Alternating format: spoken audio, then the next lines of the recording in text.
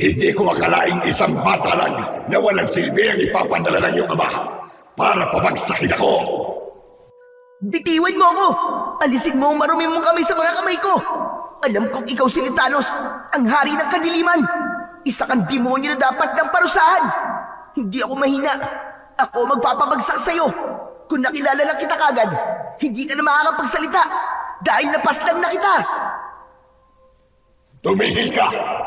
Walang kayong laban sa kapangyarihan ko! Pagmasdan mo mga tao, ang mga alagad ko sa ibaba. Nakita mo ba kung paano nila ako sinasamba? Kung paano nilang tinanggap ang kapangyarihan ko? Huwag mo na subukang kumawala dahil hindi lalabas ang sandata mo hanggat hawak ko mga kamay mo. Tignan mo kung gaano kalakas ang kapangyarihan ko sa mga tao. Ganyan ang gagawin ko sa mga taong sumasamba sa salapi, kapangyarihan at pagiging sabik sa laman ng tao. Lahat sila ay ako ang kinikilalang Diyos. Wala ka nang magagawa. Diyan ka nagkakamali. May magagawa ko para pigilan ka. Hindi mo sila magiging alagad dahil hindi ikaw ang Diyos. Para sa amin, nag-iisa lang ang aming Panginoon. Kaya tumigil ka na at maglaban tayo ng patas dahil ibabalik kita sa ilalim ng lupa. Ramdamin mo ang lakas ng kapangyarihan ng aking sandata!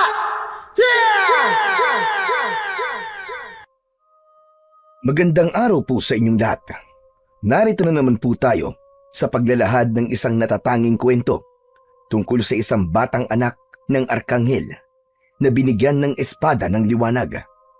Si Ariel ay isang batang nawala ang bahagi ng isang alaala para sa 3 misyon niya sa lupa. Dito niya makikilala ang mag-asawang tutulong sa kanya laban sa kasamaan. Paano niyang mapapabagsak ang hari ng kadiliman? Magtatagumpay kaya siya sa kanyang misyon? Sama-sama po nating pakinggan ang buhay at pakikipagsapalaran ni Ariel laban sa kasamaan. Ngunit bago po ang lahat mga idol, huwag po nating kalimutan mag-subscribe at i-hit ang notification bell sa aking YouTube channel na The Voice Addict at Apong Isaak para sa mas marami pang makapigil hiningang kwentong aswang at katatakutan mula sa mundo ng kababalaghan. Umpisahan na po natin ang kwento. Tama kayang ginawa natin, Sarah. Dinala natin ang batang yan sa bahay natin. Bakit hindi magiging tama? Tumulong lang naman tayo. Isa pa, hindi mo ba nakikita? Parang anghel ang mukha ng batang yan. Hindi nakakasawang titigan. Kahit siya ay natutulog. Sarah, hindi ka pa rin ba nadadala sa mga natutulungan natin? Ilang beses na tayo napahamak at nanganib ang buhay Dahil siya nagkamali tayo ng tinulungan. Nung minsan mailigtas natin ang buhay ng mamamatay tao at wanted sa pulisya. Aba, ano nangyari? Imbis na pasasalamat at sabihin niya sa atin, nakuha pa niya akong saksakin. Pero ibang tao ito, Beloy. Bata pa. Hindi sila magkapareho ng lalaking yon. Hindi tayo magsasawa magligtas ng buhay ng mga tao, lalo na kung kaya naman nating tumulong. Hintayin natin siyang magising para malaman natin kung paano siyang napunta sa basurahan na yon. Wala naman siyang galos o sugat sa katawan. Kaya nakapagtataka kung bakit siya napunta roon. Basta, hindi pa rin ako mapalagay sa pagtulong natin sa batang yan. Paano kung biktima pala siya ng mga kidnapper at mayaman ang kanyang pamilya? Aba, baka tayo pang ipahuli ng batang yan sa mga pulis. Anong gusto mo, Beloy? Ibalik siya sa mabahong tambak ng basura na yon, ganun ba? Habang nilalangaw ang katawan at nakabilad sa init ng araw. Ganun ba talaga tayo kasama? Aba, Beloy, dati na natin tong ginagawa. Pero bakit ngayon ka pa nagkakaganyan? Hindi ko rin alam, Sarah. Hindi ko alam kung bakit kinakabahan ako sa batang yan. Marami na tayong natulungan. Pero iba Iba talaga nararamdaman ko sa kanya. Parang nahihirapan akong huminga kapag nakikita ko kanyang muka. Baka naman naaalala mo lang sa kanyang namatay nating anak na si Nilo. Kaya ka nagkakaganyan. Hindi, Sarah. Basta ang hirap ipaliwanag eh. Malalaman lang natin kapag nagising na siya at kung sino ba siya talaga. Dinig na dinig ng may 9 na taong gulang na si Ariel ang pagtatalo ng isang babae at lalaki sa kanyang tabi. Kaya kahit gising na siya, ay hindi niya magawang maimulat ang kanyang mga mata. Hindi niya alam ang kanyang gagawin dahil wala siyang maalala kung paano siyang napunta sa mag-asawa. Alam niya ang lahat, maliban lang sa kung saan siya nagmula at kung sino ang mga magulang niya. Tanging ang kanyang pangalan at edad ang naaalala niya tungkol sa kanyang pagkatao. Bukod doon ay wala nang iba pa. Kaya hindi pa siya handang harapin ang mga taong tumulong sa kanya. Kaya't ipinagpatuloy niya ang pakikinig sa nagtatalong mag-asawa. Nakilala lamang niya ang mga ito na si Sarah at ang lalaki ay si Beloy. Kasunod ang paglapat ng malamig na basang tela sa kanyang noo. Maya-maya pa ay naramdaman niya ang haplos ng palad ng babae sa kanyang muka. Ano kaya kung dalhin na natin siya sa ospital, Beloy? Hindi kasi bumababa ang kanyang lagnat. Tara naman, ano ka ba? Wala na nga tayong kinita maghapon eh dahil sa pag-aalaga sa kanya.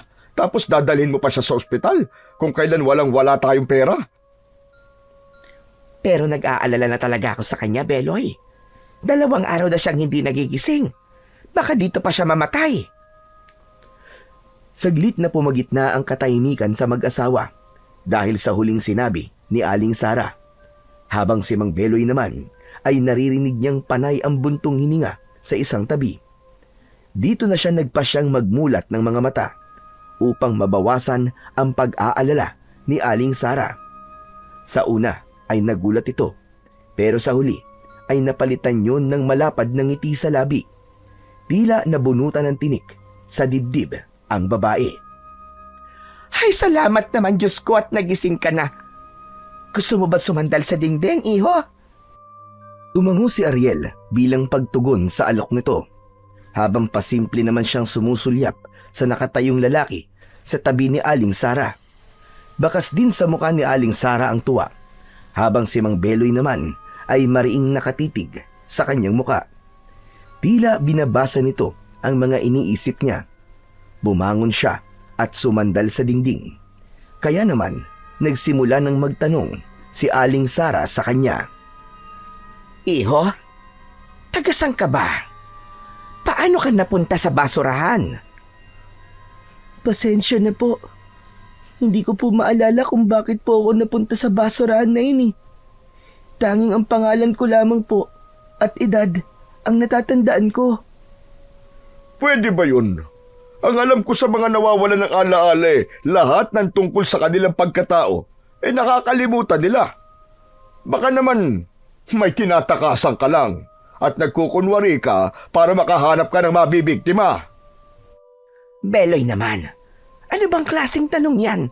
Pambihira ka. Saka may ganun talagang sakit. Yung sinasabing temporary amnesia. Minsan nga iisang tao lamang ang naaalala ng nakakaranas nito dahil sa trauma sa nangyari sa kanya. Mukha naman nagsasabi ng totoo ang bata eh. Teka, ano nga bang pangalan mo, iho? Ako po si Ariel. Ariel po ang pangalan ko. At 9 na taong gulang na po ako.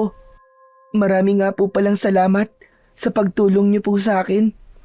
Tatanawin ko po itong malaking utang na loob sa inyo. Ay, walang anuman yon. Ang mahalaga ay ligtas ka na. Madalas naman kaming tumutulong sa iba eh.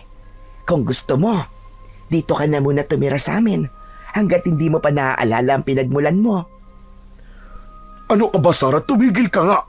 Ayak ka na naman sa paganyan-ganyan mo eh. Kaya tayo napapahamak. Dalhin na lamang natin siya sa mga pulis at sila na ang bahalang humanap sa pamilya niya.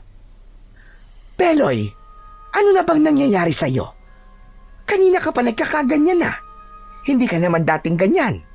Ikaw pa nga nagagalit sa akin kapag hindi ako tumutulong sa iba. Huwag na po kayong magtalo. Pwede naman po niyo akong dalhin sa presinto o sa mga pulis po para hanapin po yung pamilya ko. Pasensya na po sa malaking abala ko po sa inyong mag-asawa. Nako, pasensya ka na rin sa mga nasabi ng asawa ko ha. Nag-aalala lang naman siya dahil ilang beses na kaming tumulong sa iba pero sa huli ay muntik na kaming mapahamak. Ang totoo kagagaling lang ni Beloy sa ospital dahil sinaksak siya ng lalaking tinulungan namin noong nakaraang araw. Hindi namin alam na number 1 wanted pala sa mga pulis yung lalaking yon. Pero sa kaso mo, alam ko naman na mabuti kang bata. Kaya't dumito ka na lang muna hanggat hindi mo pa naaalala ang nakaraan mo. Huwag kang basta maniniwala sa panlabas nilang anyo, Sarah. Marami na ang kawatan ngayon at karamihan sa kanila ginagamit na pati mga bata para makalamang sa kapwa nila. Hindi natin lubusang kilala ang batang yan. Kaya isauli mo na siya, Sarah. Baka hinahanap na rin niya ng kanyang totoong pamilya. Wala nga siyang maalala, Beloy. Bakit ba ang init-init ng ulo mo sa kanya? Hindi natin siya maaaring husgahan. Alam ko, nararamdaman ko na totoo ang sinasabi ng batang ito. Lumabas ka na nga muna rito at maganda ng pagkain para sa mga batang kalye. Mamaya pupunta na sila rito. Kailangan may maibigay tayo sa kanila. Batang kalye? Kung ganun po tumutulong po kayo sa mga bata? Kahit magbabasura lang po kayo? Kulang pa po ang kinikita nyo sa pang-araw-araw nyong pangangailangan. Pero nagagawa pa rin po nyong tumulong sa iba. Alam mo, Ariel, iba ang saya kapag nakakatulong ka sa iyong kapwa. Hindi naman hadlang ang liit ng kita sa araw-araw. Ang mahalaga ay may natutulungan kang tao. Hindi naman nakakapagod ang maging mabuting tao sa kapwa. Ang nakakapagod ay yung umiwas na tumulong sa iba. Saka, may natitira naman sa aming mag-asawa. Sapat na yon sa pangangailangan namin sa pang-araw-araw. Saka lang napansin ni Ariel na lumabas ng silid si Mang Beloy habang kumakamot ito sa kanyang batok. Halata sa mukha nito ang pagkadismaya sa pagpapalabas ng asawa nito sa kwarto. Naiwan silang dalawa ni Aling Sara sa loob ng silid habang nag-uusap tungkol sa nagawang kabutihan ng mag-asawa sa iba. At dahil malapit ng dumilim ang paligid, iniwan siya ni Aling Sara at hinayaan siyang magpahinga ulit sa katre na gawa sa tabla ng kahoy. Nalaman niyang may mga dumating na bisita sa labas. Hindi sinasadyang narinig niya na pinapaalis na ang mag-asawa ng may-ari ng lupang kinatitirikan ng bahay ng mga ito. Sa kabila ng pakiusap ng mag-asawa sa matandang lalaki, ay sinigawan pa ang mga ito at nagwala. Hindi pa nasiyahan ang matanda. Itinapon pa nito sa lupa ang kalderong may laman na lugaw na ipapakain sana sa mga batang kalye. Itinulak ng dalawang lalaking kasama nito si Aling Sara. Kaya naman, napabalikwas na siya ng tayo. Binuksan niya ang pinto at napalapit sa mga ito. Tinitigan niya ang mata ng matandang lalaki at walang ano-ano ay bigla itong umalis ng walang imik. Tila wala sa sariling naglakad ang mga ito papalayo sa kanila. Nagtataka naman na lumapit sa kanya si Aling Sara habang pinipispisan ang narumihang damit. Habang si Mang Beloy naman ay nakakunot ang noo na bakas sa muka ang pagtatakang nakatingin din sa kanya. Nakita mo ba yon, Sarah? Anong nangyari kay Don Manolo? At nang makita niya si Ariel, ay parang nawala to sa sarili. Hindi ko nga rin alam Bakit bigla siyang natulala? Baka naman nagulat siya kay Ariel. Hindi po siya nagulat, Aling Sara. Alam lang po niya sa kanyang sarili na mali po ang kanyang ginawa. Kaya't napahiya po siya sa akin nang makita ko po siya na ginagawa niya po yon. Imposible yun Wala sa bokabulyaryo ng matandang yun na maging mabait. Napakagahaman nun sa lupain. Kaya hindi ako makapaniwalang hinayaan lang niya tayo. Ewan ko. Pero ang alam ko, babalik siya at muli niya tayong guguluhin. Kaya lang, sayang yung natapong lugaw, ano? Ano nang gagawin natin ngayon? Anong ipapakain natin sa mga bata? Hay nako, hayaan mo na. Wala naman tayong magagawa. May intindihan naman siguro ng mga bata ang nangyari. Pasensya ka na, Ariela. sa mga nasabi ko sa iyo kanina. Wala po yon, Mang Beloy. Alam ko naman po na mabuti po kayong tao at nag-iingat lang po kayo. Hindi kagad nakapagsalita si Mang Beloy habang nagtatakang nakatingin kay Ariel. Maging si Ariel ay hindi makapaniwala kung paano niya nasabi yon at kung paanong natakot sa kanya ang lalaki kanina. Tinulungan niya si Aling Sara na damputin ang mga nagkalat na kaldero sa lupa. Saka lang niya napansin na napapalibutan sila ng tambak ng mga basura at meron pang bagong dating na truck na may laman ng basura. Itinatapon yun doon, kaya hindi niya lubos maisip kung paanong nakakatagal ang mga tao na tumira sa ganong klaseng lugar. Lalong nagtataka siya na kung bakit pinag-iinteresan pa ng matanda ang bahay at lupa ng mag-asawa. Gayong ginagawa naman yun na tapunan ng basura. Kaya isa yon sa mga nakikita niyang dahilan kung bakit marami ang gumagawa ng kasalanan. Maya-maya pa ay umalis sandali si Mang Beloy, habang si Aling Sara naman ay pumunta sa kapitbahay para pag-usapan ang mga nangyari kanina. Nang mag-isa na lamang siya, ay naramdaman niya na merong malakas na puwersang humihila sa kanya papunta sa silid. Kasunod ang tila pagliwanag ng buong kwarto. Nagsipagtayuan ang mga balahibo niya sa katawan nang may marinig siyang malagom at malamig na boses mula sa liwanag sa loob ng silid. Dahan-dahan siyang humakbang papalapit at pumasok sa loob. Isinara niya ang pintuan habang nakatingin sa nakakasilaw na liwanag na nakatayo sa kanyang harapan. Halika anak, lumapit ka sa akin. Nagsasalitang liwanag? Sino ka? Ako ang iyong ama, anak. Ipinadala kita rito upang sugpuin ang kasamaan ng mga tao, pati na ang mga nilalang na ipinadala sa lupa ng hari ng kadiliman. Pero wala po akong maalala sa nakaraan ko. Hindi ko po alam ang mga sinasabi niyo.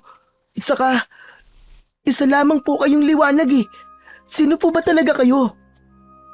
Ako si Arkanghel San Miguel, isang anghel, tagapagtanggol laban sa kasamaan at pinuno ng hukbo ng langit. Ang aking pangalan ay nangangahulugang sino ang katulad ng Diyos, na nagpapakita ng aking katapatan sa Panginoon.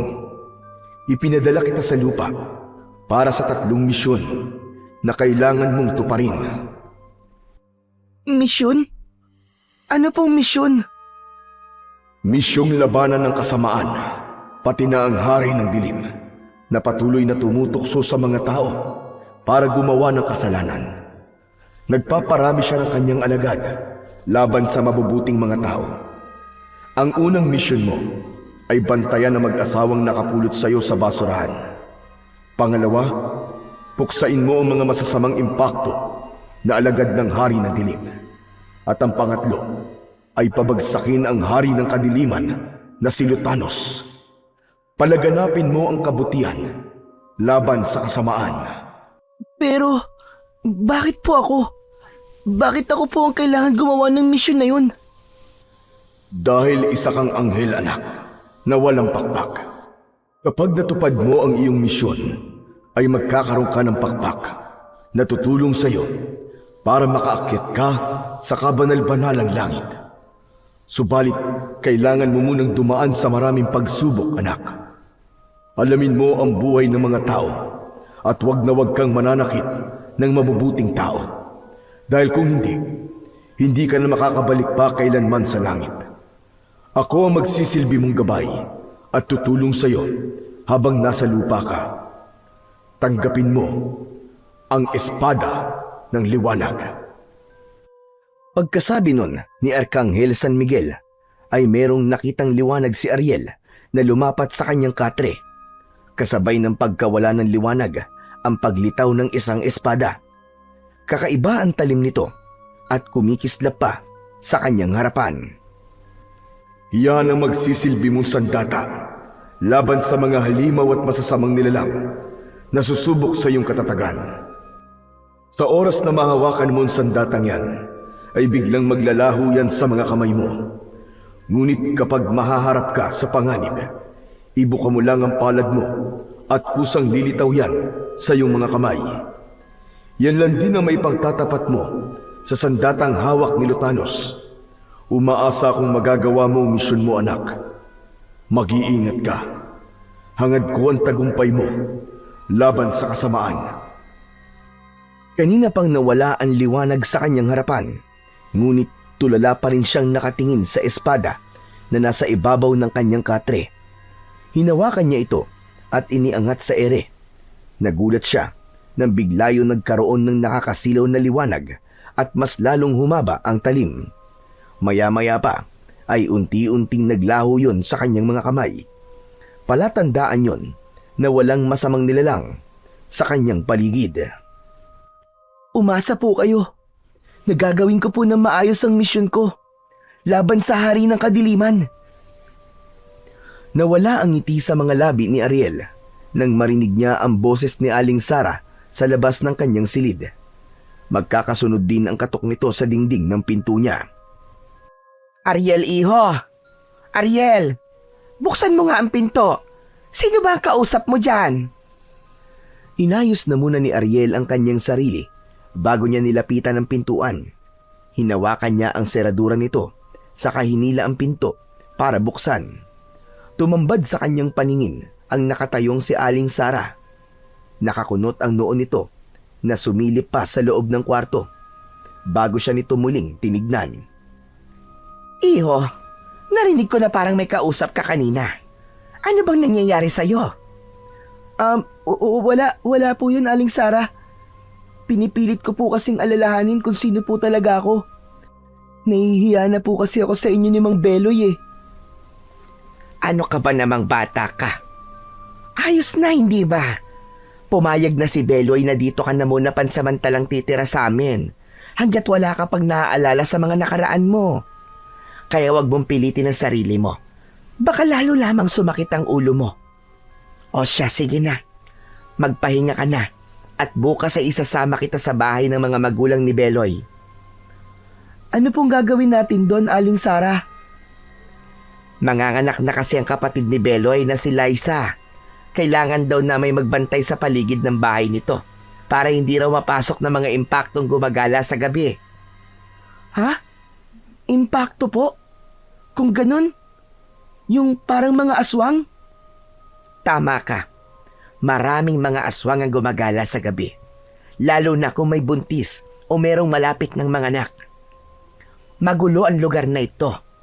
Mahihilig sa away ang mga tao. Ganon din ang kaguluhan sa masasamang elemento na patuloy na nagdudulot sa amin ng kilabot. Tanging ang pagdarasal na lamang sa dakilang lumikha ang aming kinakapitan. Sana, meron isang nilalang na tatayo at lalaban sa kampo ng kadiliman. Hala, sige na. Napapahaba na yata ang pagkikwento ko sa iyo. Malalim na ang gabi. Kailangan mo na rin magpahinga. Kayo rin po. Magpahinga na rin po kayo, Aling Sara. Maraming salamat po sa pagtulong niyo sa akin, ha. Bahala na po ang Diyos sa inyong kabutihan. Isang matamis na ngiti lang ang isinukli ni Aling Sara sa mga sinabi sa kanya ni Ariel. Saka nito isinara ang pinto at pumasok sa loob ng silid nito. Hindi niya nakita si Mang Beloy. Marahil ay nauna na itong umuwi sa bahay ng kapatid. Kinabukasan ay may hinang yugyug sa kanyang balikat ang nagpagising sa diwa ni Ariel. Nakita niyang nakabihis na si Aling Sara at may dala na itong pagkain para sa kanya. Ariel, bumangon ka na at kumain ha. Iahanda ko lang ang isusot mong damit. Mukhang kasya naman sa'yo ang damit na naiwan ng namatay kong anak na si Nilo. Ano po? Kung ganun po may namatay po kayong anak? Nakikiramay po ko sa inyo, Aling Sara. Salamat, Ariel. Biktima siya ng mga batang dinudukot ng puting ban para isaboy ang dugo sa mga bagong ginagawang tulay. Ngayon ko lang nalaman na inaalalayan pala ng dugo ng bata ang mga ginagawang tulay para daw mas lalong tumibay. Tignan mo nga naman ang kasabihan niya. Parang ang hirap paniwalaan. Napakawalang puso naman po ang gagawa ng ganung bagay sa kanya. Talaga po palang nagkalat na po ang masasamang elemento sa mundo natin. Kaya nga, mas lalo kaming lumalapit sa Panginoon upang palagi niya kaming gabayan sa lahat ng oras. Wala talaga mga puso ang kampo ng kadiliman. Masasama silang nilalang na walang konsensyang pumapatay sa mga inosenteng kabataan. Nakakalungkot lang na hanggang ngayon, patuloy pa rin sila sa paggawa ng kasalanan. Kung ganun po hindi magtatagal, mawawala rin po sila sa mundo. Parurusahan po sila ng ating Panginoon dahil po sa kanilang kabuktutan. Maghintay lamang po kayo, Aling Sara. Sigurado po kung hindi po kayo pababayaan ng Panginoon. At may katapusan din po ang kanilang kasamaan. Sana nga, Ariel. Sana nga. At magdilang anghel ka. Nang matapos na ang paghihirap ng aking kalooban, pati na ang ibang mga ina na nawalan ng anak dahil sa kasamaan nila. Saglit na nagpaalam sa kanya si Aling Sara para ikuha siya ng damit. Naiwan siyang kumakain ng pagkaing dala nito para sa kanya. Tama ang kanyang nalaman na kagabi pa ngang umalis si Mang Beloy para bantayan ang mga nganak nitong kapatid. Saktong naubos niya ang pagkain, ang pagbalik naman ni Aling Sara. Dala ang kulay puting t-shirt at maong na short. Oh, heto Ariel. Isuot mo ang mga damit na ito at pagkatapos mong maligo, ha?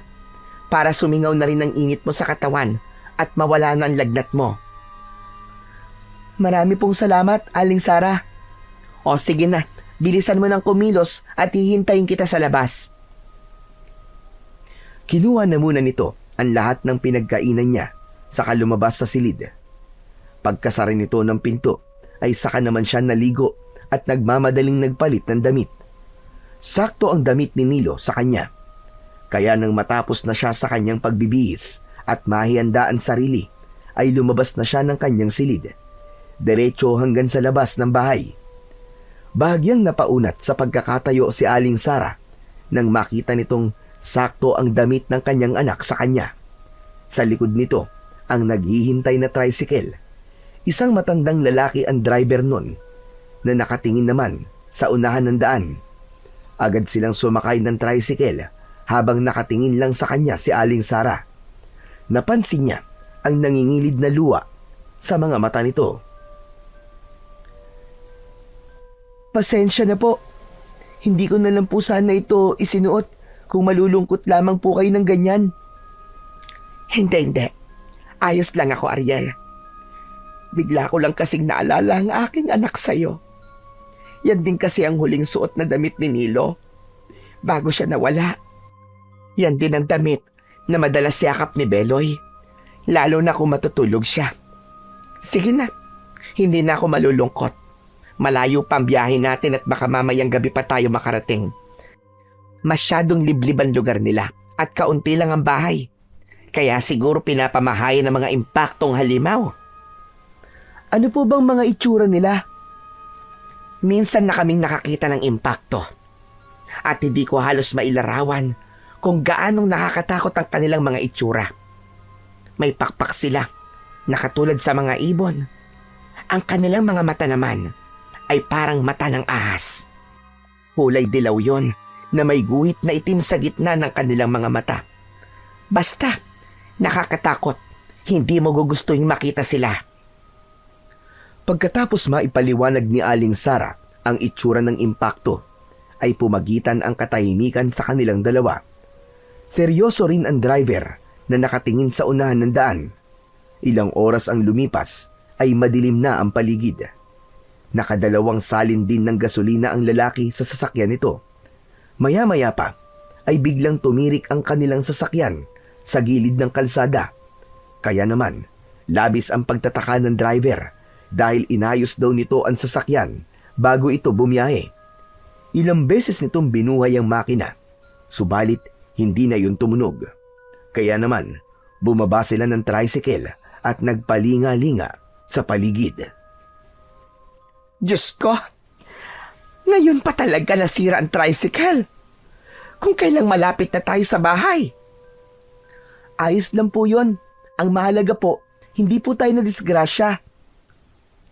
Saglit silang naghintay sa driver habang inaayos nito ang makina sa ilalim. Saktong pagtayo nito ay nagulat sila sa biglang pag-angat nito sa lupa. Dinagit na ito ng isang malaking aso na may pakpak. Narinig na lamang ni Ariel ang malakas na sigaw ng lalaki habang humihingi ng tulong. Diyos ko! Ang lalaki! Tinangay ng impakto! Hindi nagawang makapagsalita ni Ariel dahil natulala siya sa nangyari.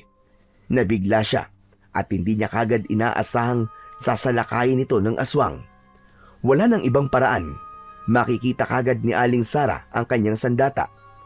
Ibinuka niya ang kanyang kamay sa ere at biglang lumitaw ang espada na merong malakas na liwanag. Sakto ang pagbaba sa lupa ng mga nilalang mula sa impapawid. Nakangisi ang mga ito na humakbang papalapit sa kanila. Saka lang din napansin ni Aling Sara ang hawak niyang sandata. Ariel, iho! Saan galing ang sandata mo? Aling Sara, saka na lang po ako magpapaliwanag sa inyo. May mga halimaw po sa ating harapan. Kailangan ko po silang labanan. Nanlaki ang mga mata ni Aling Sara nang makita ang mga impaktong nakatayo.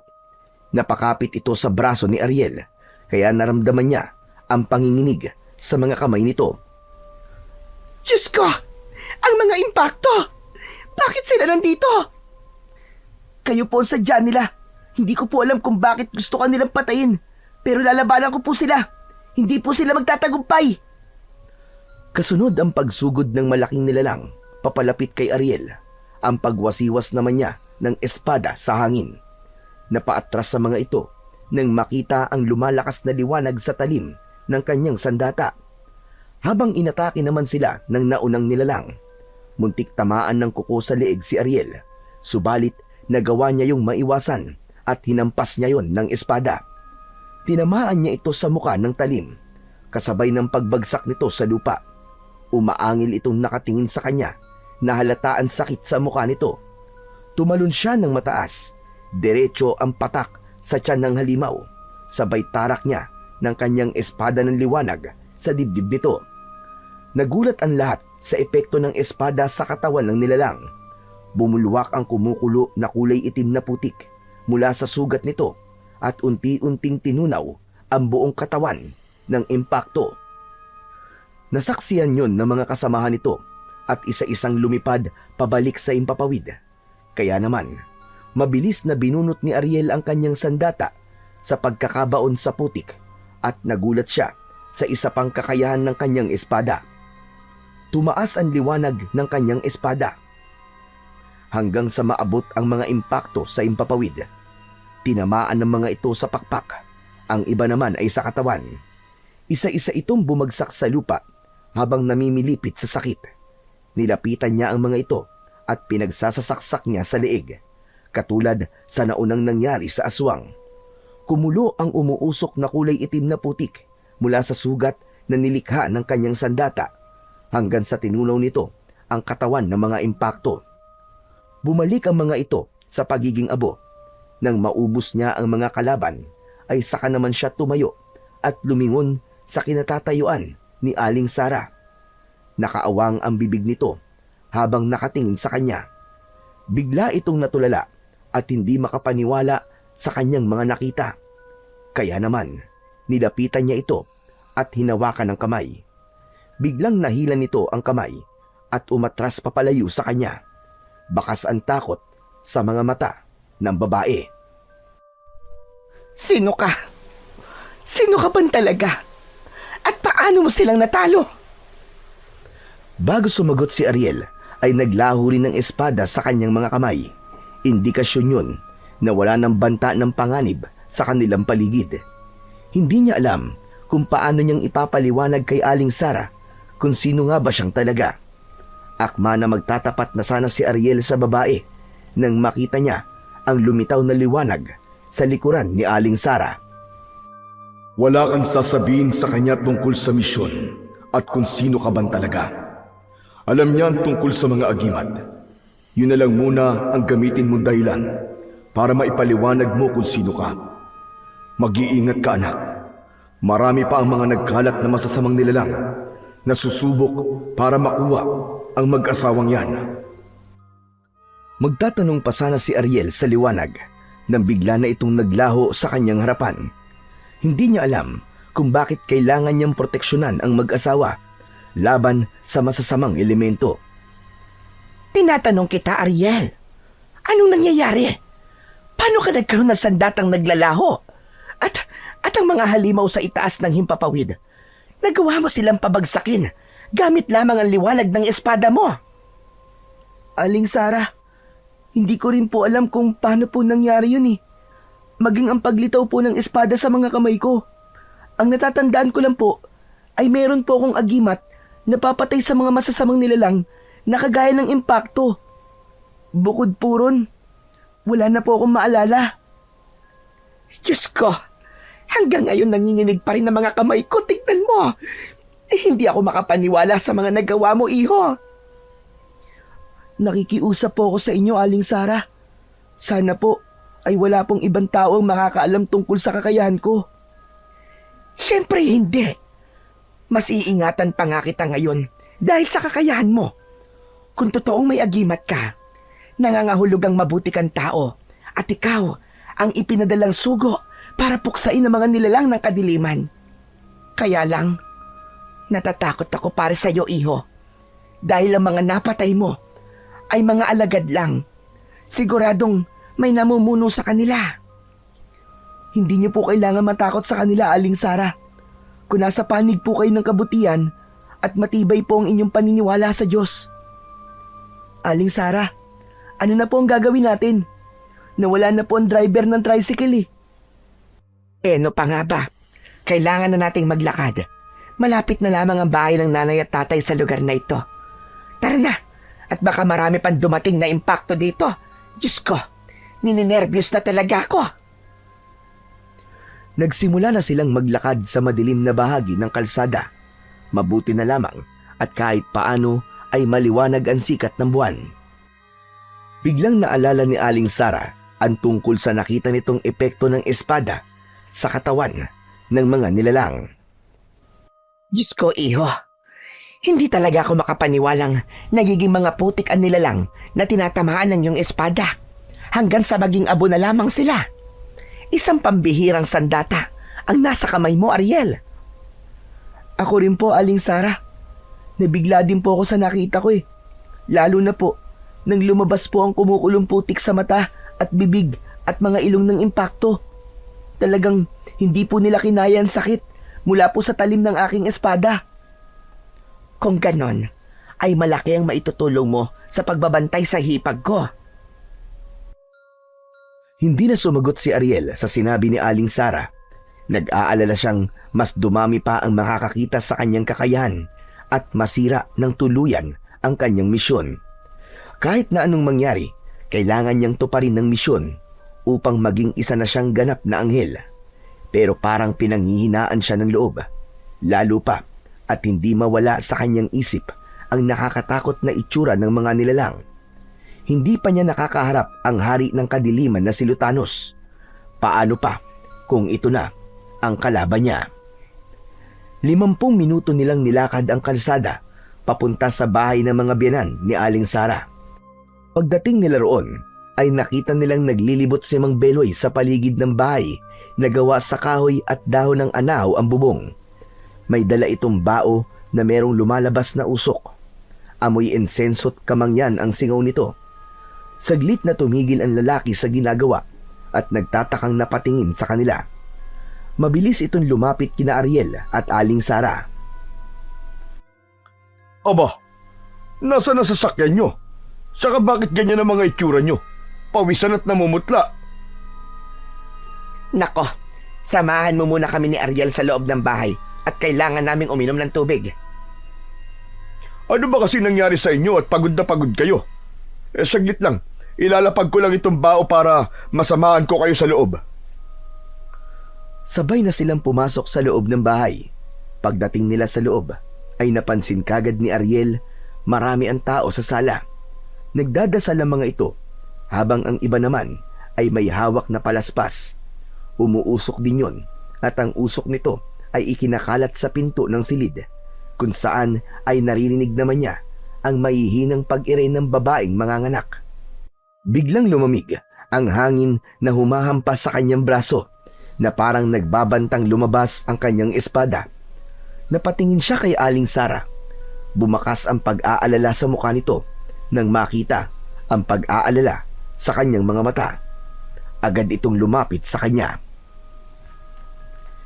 Bakit, Ariel? Anong problema? Pasensya na po, Aling Sara. Pero may nararamdaman po ako mabigat na enerhiya sa loob po ng silid na to. Wala po sa labas, kundi nasa mismong silid ng babaeng manganganak ang masamang elemento. Anong sinabi mo? Sinilyapan ni Aling Sara ang nakasaradong pintuan at hinawakan ng kamay ni Ariel. Hinila siya nito papasok sa loob ng silid. Kahit pinipigilan sila ng dalawang babaeng nakatayo sa labas ng pinto.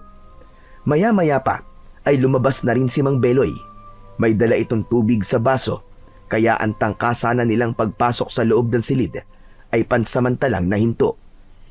O ito na, uminom na muna kayo ng tubig. Hanggang ngayon ba? Ay hindi pa nanganganak si Liza. Yun nga, hindi pa eh. Kanina pang madaling araw na sumasakit ang kanyang tiyan. Panay ang kanyang ire dahil humihilab ang kanyang tiyan.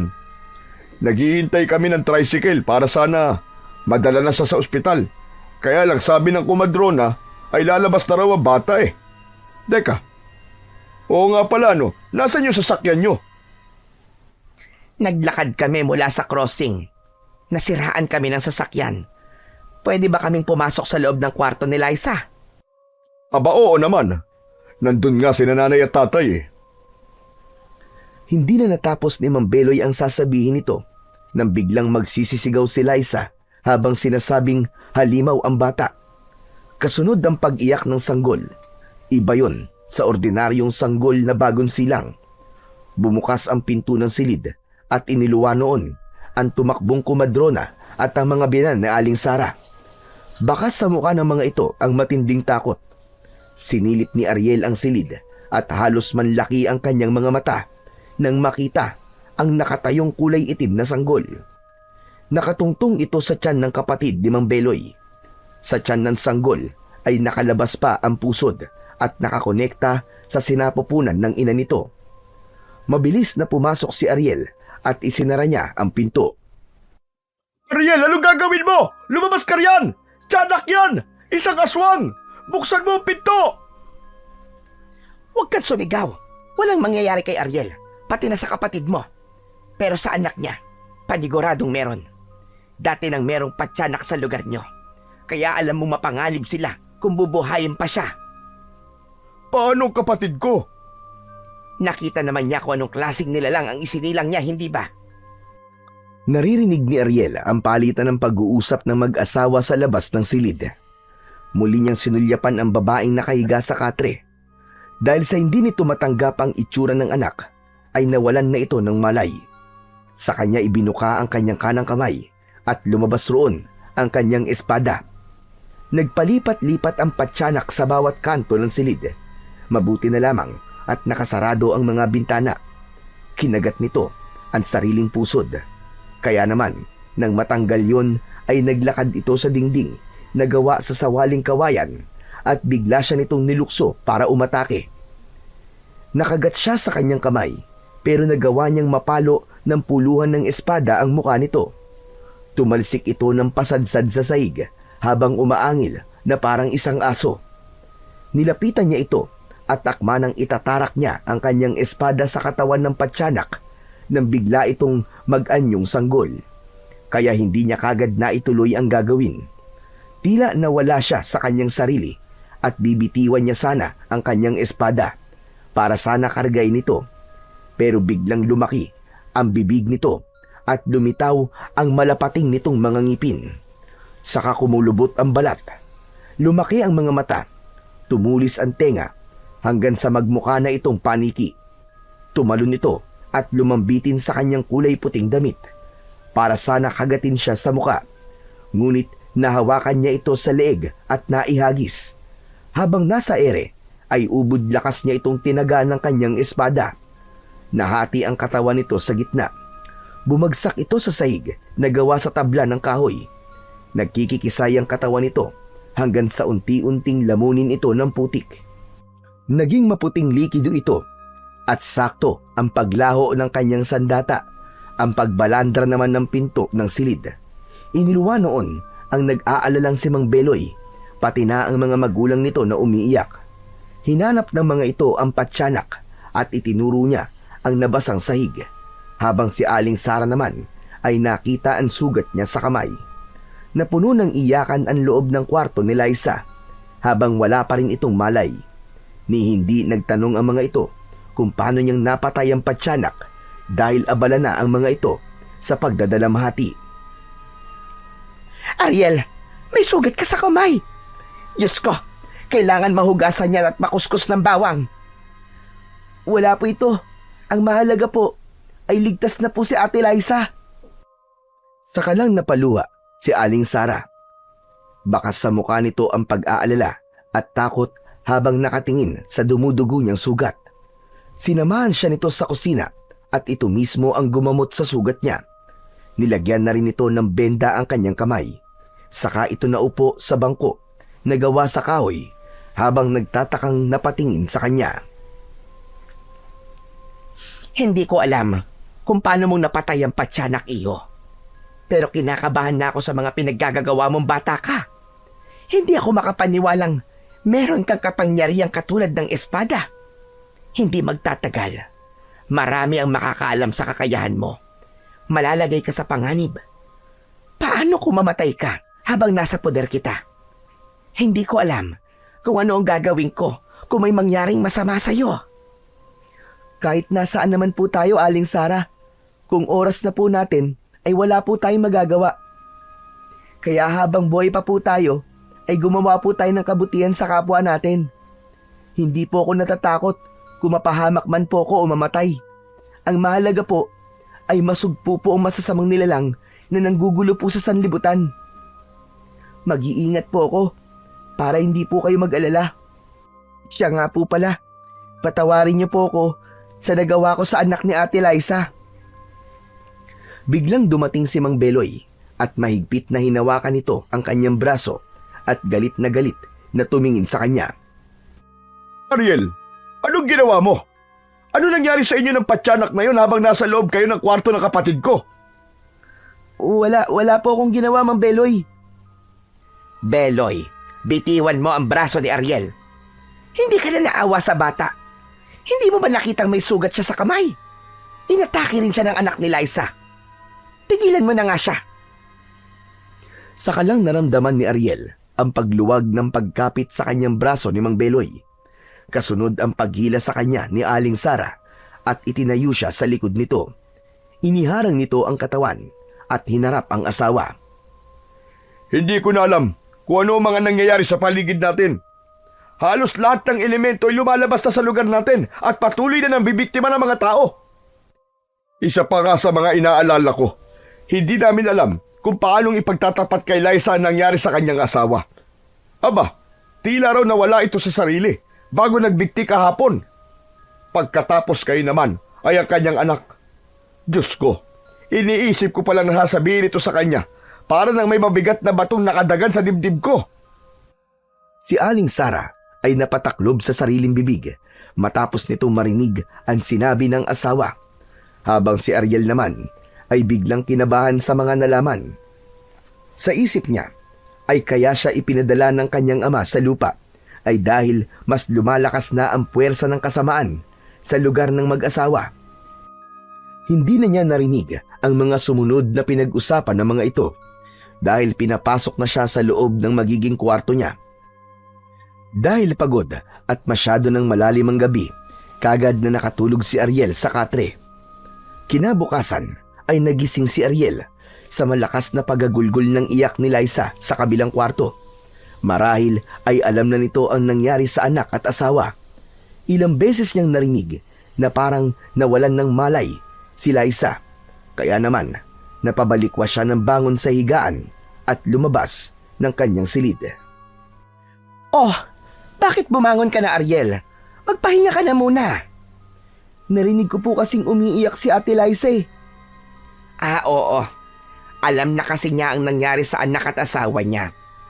Sinusubukan naman siyang pakalmahin ni Beloy.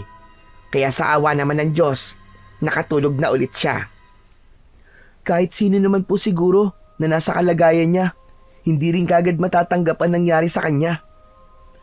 Pwede po ba akong maglibot-libot sa lugar niyo, Aling Sara? Pero wala namang magandang tanawin dito eh. Baka mainip ka lang. Gusto ko lang po sanang mamasyal at lumanghap ng sariwang hangin. Mukhang maganda po sa lugar niyo eh. Payagan mo na siyang gumala, Sara. Nakakainip naman talaga dito eh. Basta, wag lang lalayo sa bahay, Ariel ha. Maraming masasamang elementong nakatira rito, lalo na sa kakahuyan. Nakasandal si Mang Beloy sa gilid ng pintuan habang nagsasalita. Ang mga magulang naman ito ay masama ang tingin sa kanya, kaya't nagmamadali siyang umalis sa harapan ng mga ito. Nakasabay niya sa paglabas ng bahay ang kumadrona. Nag-usap sila habang naglalakad at nalaman niyang isang dating albularyo si Mang Beloy sa lugar na yon. Si Aling Sara naman ay isang dating kumadrona. Natigil daw ito sa ginagawang panggagamot nang mamatay ang anak na si Nilo. Hindi namalayan ni Ariel na nakarating na siya sa tabing ilog. May tulay na gawa sa kawayan at doon mismo tumawid ang matanda. Nang maiwan siyang mag-isa sa lugar na yon, ay muling nagpakita sa kanya ang malakas na liwanag na tanging siya lamang ang nakakakita. Ama, nag-aalala po ako na baka hindi ko po magampanan ang aking misyon. Natatakot po ako. Hindi po ako makapaniwalang may mga ganong nilalang na naninirahan sa lugar na to. Ano pong laban ko sa hari ng kadiliman? Kung kaya po niyang gumawa ng mga halimaw at tuksoin ng mga tao para magpakamatay. Bakit ka matatakot, anak? Nasa panig ka ng kabutihan. Ikaw ang gabay ng mga taong pinanghihinaan na ng loob dahil sa pagsubok. Bakit hindi mo tignan ang sugat mo sa kamay? Pinagaling ka ng dakilang lumikha. Kaya ano ang inaalala mo? Hanggang ngayon po kasi ay hindi ko pa rin po alam kung bakit sila Mang Beloy at Aling Sara po ang kailangan kong bantayan laban sa hari ng kadiliman. Hindi mo ba napapansin na magmula nang mapunta ka sa kanila ay nilalapitan na sila ng masasamang elemento? Sila ang gagamiting tulay ng hari ng kadiliman para maging isang ganap na tao. Kokontrolin niya ang isip ng mga ito para mawala ang pananampalataya nila sa Diyos. Busilak ang kanilang mga puso. Kaya gawin mo ang lahat para hindi ka mabigo sa misyon mo. Ang ibig niyo po bang sabihin, kapag humina ang pananampalataya nila sa Diyos, may posibilidad po na saniban po sila ni Lutanos para utusang gumawa ng kasalanan? Tama ka, anak. Kokontrolin niya ang isip ng mga ito at tuturuang gumawa ng masama. Mahalaga ang misyong nakaatang sa iyong balikat, anak. Pinagdaanan ko na yan at talagang mahirap.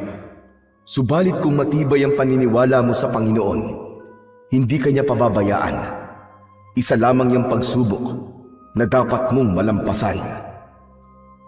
Ama, kapag nagtagumpay po ako sa misyon, babalik na po ba sa akin ang nawala kong alaala? Oo. Basta tandaan mong lahat ng mga sinabi ko. May darating na nilalang na magpapahirap sa iyo at susubukin ang katatagan mo. Kaya kailangan mong maging matapang. Unti-unting naglaho ang liwanag sa kanyang harapan. Saka naman napako ang kanyang paningin sa benda ng kanyang kamay. Dahan-dahan niya yung binuksan at nagulat siya na wala na roon ang kanyang sugat. Kahit ang marka ng kagat ng patyanak ay wala na rin. Kaya lang, hindi na muna niya yun pwedeng alisin. Ayaw niyang maghinala ang mag-asawa sa totoong pagkatao niya. Maya-maya pa ay tumayo na siya para sana maglakad. Kaya lang, bigla siyang bumangga sa nakatayong matandang lalaki. Kaya't bumagsak siya sa lupa. Hindi niya alam kung gaano ito katagal na nakatayo sa kanyang likuran. Pero alam niyang walang ibang nakakarinig sa boses ng anghel. Nakangisi itong nakatunghay sa kanya habang inilahad nito ang kamay para alalayan siyang tumayo. Subalit naramdaman niya ang malakas na enerhiyang lumalabas sa katawan nito. Mabigat at nakakakilabot. Kaya naman, mabilis siyang tumayo at lumayo sa matanda. Sino ka?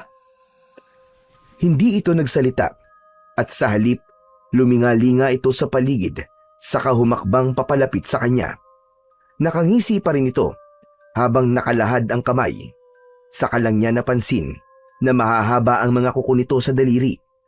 Akma na sanang hahawakan siya sa kamay nito dahil parang may malakas na puwersang humihigop sa kanya para tanggapin ang kamay. Biglang nagbago ang anyo ng matanda. Halos manlaki ang kanyang mga mata nang bigla itong naging isang halimaw. Tumabingi ang mukha nito at tinubuan ng dalawang mahabang sungay sa ulo. Dumilim ang kalangitan, kumulog at kumidlat. Tila nawala siya sa lugar na pinuntahan niya. Nakakakilabot ang mapula nitong balat. Maitim at matulis ang malalagaring nitong mga ngipin, pati na ang kulay itim nitong mga mata.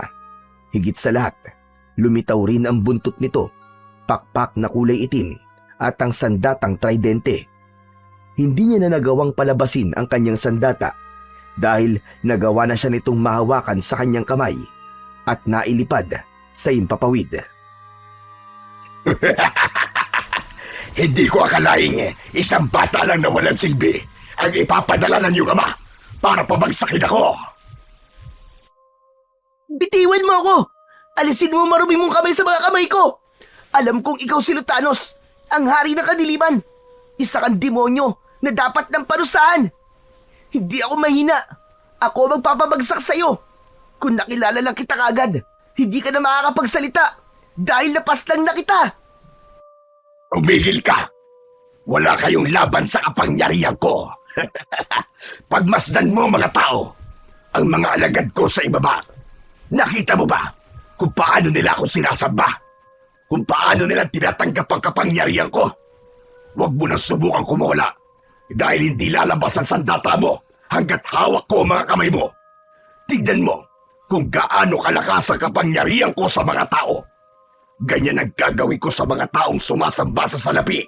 Kapangyarihan at ang pagiging sabik sa laman ng tao. Lahat sila ay ako ang kinikilalang Panginoon. Wala ka nang magagawa! Diyan ka nagkakamali! May magagawa ako para pigilan ka. Hindi mo sila magiging alagad dahil hindi ikaw ang Diyos. Para sa amin, nag-iisa lang ang aming Panginoon. Kaya tumigil ka na at maglaban tayo ng patas. Dahil ibabalik kita sa ilalim ng lupa. Tikman mo ang lakas ng aking sandata! Isang malakas na pagsigaw ang ginawa ni Ariel at unti-unting lumabas ang kanyang espada sa kanyang kanang kamay. Pinatunayan ng kanyang kapangyarihan na walang magagawa ang hari ng kadiliman para pigilan ang paglabas ng kanyang sandata. Napaso ang hari ng kadiliman na si Lutanos dahil sa epekto ng liwanag at bumagsak ito sa lupa kasama siya. Tumilapon ang kanyang katawan sa tabi ng ilog habang si Lutanos naman ay pasadsad na bumagsak sa lupa. Binalutan ito ng kulay itim na usok at biglang naglaho habang hawak ang tridente. Hindi niya inasahan na magkikita sila ni Lutanos kaya hindi siya nakapaghanda sa paghaharap nila. Ang hindi niya makalimutan ay ang mga taong nakita niya sa ibaba habang lumilipad sila at pinapanood ang mga nangyayari.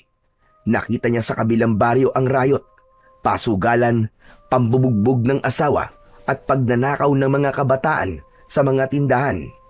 Nakita niya kung paano nananaig ang kasamaan sa mga tao, kasabay ng paglaho ng kanyang espada, ang pagbakas ng galit sa kanyang muka.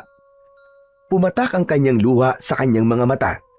Mukhang nahuli na siya ng dating para mapigilan ito sa paghahasik ng lagim. Kaya naman, hindi niya akalain na maaabutan siya ni Aling Sara sa ganung kalagayan, nakaluhod sa lupa habang umiiyak. Ariel, Diyos ko! Ano nangyayari sa iyong bata ka? Bakit ka umiiyak? Aling Sara, bakit nga? May nangyari ba sa'yo? Hindi na napigilan pa ni Ariel ang kanyang sarili. Napayakap siya rito ng mahigpit at malakas na napaiyak habang hinahaplos nito ng palad ang kanyang likuran. Tahan na. Umuwi na tayo. Mabuti na lamang at sinundan kita rito. Saka lang nawala ang luha sa kanyang mga mata at naglakad pabalik sa bahay. Kaya lang, hindi nila napansin na ibang daan na ang kanilang tinatahak.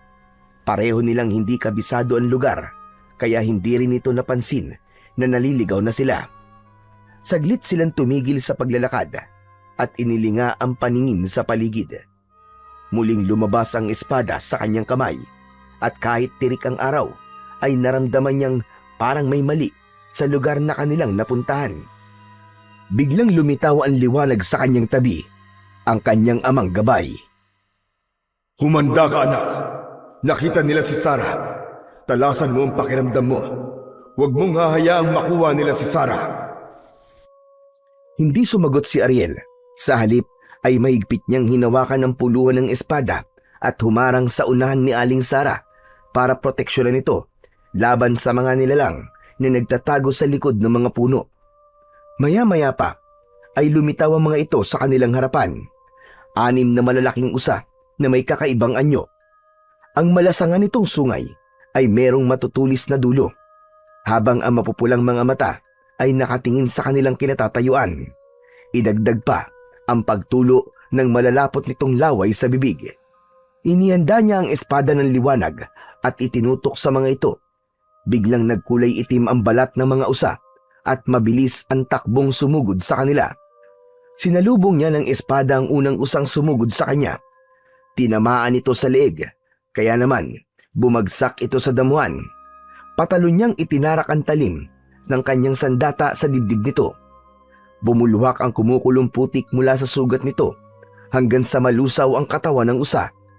Akma na sanang tatayo siya para harapin ang 5 pang natitirang kalaban. Bigla naman siyang tumilapon sa ere. Mabilis siyang bumangon at iwinasiwas niya ang kanyang espada sa ere. Muli siyang sinugod ng isa pang usa at binanggaan siya nito sa kanyang tiyan. Pasadsad siyang muling tumilapon at bumagsak sa lupa habang namimilipit sa sakit. Naitukod niya ang kanyang espada sa lupa. Ariel, mag-iingat ka! Huwag po kayo mag-alala, Aling Sarah. Dito lang po kayo sa likod ko. Anong klaseng nilalang ang mga yan, Ariel? Bakit ganyan ang kanilang mga itsura? Kalahi po sila ng mga impakto at kampon ng hari ng kadiliman na si Lutanos. Kahit na anong mangyari, ay wag na wag po kayong hiwalay sa likuran ko. Muling itinutok ni Ariel ang kanyang sandata sa 5 kulay itim na usa na nakatayo sa kanilang harapan. Ikinakaskas ng mga ito ang unahang paa habang papasugod sa kanila. Isa-isang lumukso ang mga ito para atakihin siya. Subalit mabilis siyang umikot sa ere at iwinasiwas ang kanyang espada. Naramdaman niya ang pagtama ng kanyang sandata sa leeg ng 5 usa. Inulit niya ang pag-ikot sa ere kaya tinamaan ng mga ito sa paa. Sabay-sabay na bumagsak ang mga ito sa lupa. Nilapitan niya isa-isa ang mga ito. Sakay tinarak ang talim ng espada sa mismong dibdib ng bawat isa. Nagmistulang mga putik ang mga natutunaw na katawan ng mga usa hanggang sa bumalik ang mga ito sa pagiging abo. Si Aling Sarah naman ay hindi makagalaw sa kinatatayuan habang pinapanood si Ariel sa ginagawa. Hinilinga niya ang kanyang paningin at hinila sa braso si Aling Sarah paalis sa lugar na yon.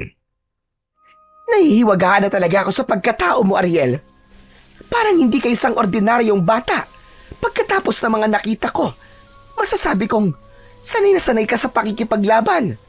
Sino ka ban talaga, Ariel? Hindi po itong tamang oras para sagutin ko po ang tanong niyo, Aling Sarah. Ang mahalaga po ay makabalik na po tayo sa bahay niyo bago pa sumapit ng tuluyan ng dilim. Ipinagpatuloy nila ang paglalakad hanggang sa nauwi sa pagtakbo. Humihingal silang binalikan ng daan kung saan sila nanggaling. Maya-maya pa ay narinig naman nila ang malakas na sigaw ni Mang Beloy kasama ang mga magulang nito. Sarah! Ariel! Nasaan na kayo? Ariel! Sarah! Saka lang nakahinga ng maluwag nang makita si Mang Beloy na butil-butil ang pawis sa noo dahil sa paghahanap sa kanila. Kasama nito ang mga magulang na bakas na rin ng pag-aalala sa muka. Matagal na raw sila sa gubat kaya nag-aalala na ang mga ito. Pambihira, saan ba kayo pumunta? Ang tagal nyo. Lalo ka na, Sarah. Ang sabi mo susunduin mo lang si Ariel. Pati ikaw hindi na rin nakabalik. Sandali lang. Bakit ang dumi ng damit mo, Ariel? Nahulog po kasi ako sa ilog kanina. Pagkatapos, nalibang po kami ni Aling Sara sa pagkikwentuhan. Hindi po namin napansin na naligaw na po kami. Yan na nga ba ang hinala ko kanina eh. Kita nyo na. O siya, sige na. Umuwi na muna tayo at wala kasama si Liza ron. Nandito na tayong lahat. Nagpatiuna sa paglalakad si Aling Sara. Naramdaman kagad ni Ariel na parang sumama ang loob nito sa kanya dahil hindi niya nasagot ang tanong nito. Hindi niya lang talaga pwedeng ipagtapat dito ang tungkol sa misyon at sa kanyang totoong pagkatao. Habang si Mang Beloy naman ay kausap ang mga magulang habang naglalakad. Ilang minuto ang lumipas ay nakarating na sila sa bahay ng mga ito. Kaya lang ay hindi nila inaasahan ang madadatnang eksena. Hindi siya maaaring magkamali. May kulay itim na usok sa loob ng bahay ni Mang Beloy. Sa likod mismo ng nakatayong si Liza, paharap sa nakalawit na lubid mula sa bubong. Tila nawawala ito sa sarili. Mabilis na nakatakbo ang ama ni Mang Beloy at Liza para buhatin ito at ilayo sa lubid. Magtatangka sana itong magbikti habang nakatungtong sa bangko. Nahagip ng kanyang paningin si Lutanos na nakatayo sa pintuan ng bahay. Nakangisi itong nakatingin sa kanya na parabang nagmamalaki ito at ipinapakita kung ano ang kaya nitong gawin sa mga taong malalapit sa mag-asawa. Itinuro ng daliri nito si Mang Beloy na bumuhat sa kapatid para yung isang banta na ito naman ang isusunod. Nakuyom niya ang kanyang kamao at biglang bumundol ang kaba sa kanyang dibdib. Saka ito nagmalausok na kulay itim at naglaho sa kanyang paningin. Pwede ka nang umalis, Ariel? Ano po? Alam mo, magmula nang dumating ka sa buhay namin, sunod-sunod na ang kamalasang nangyayari sa amin. At kung hindi tayo napaaga sa pag-uwi, muntik na namang may mawalang buhay sa pamilya namin mag-asawa. Hindi ko na alam kung ano bang iisipin ko at kung ano bang meron sa'yo. Pwede ba? Layuan mo na lang kami mag-asawa. Aling Sara, huwag niyo pong sabihin yan. Pasensya ka na. Pero dating tahimik ang mga buhay namin. Pero nang bigla kang dumating sa buhay namin, nagkagulo na kami. Galit na iniwan si Ariel ni Sara. Hindi niya alam kung papasok ba siya sa loob ng bahay o aalis na lamang siya. Hindi niya maipaliwanag ang sakit ng mga salitang binitiwan ni Aling Sara para sa kanya.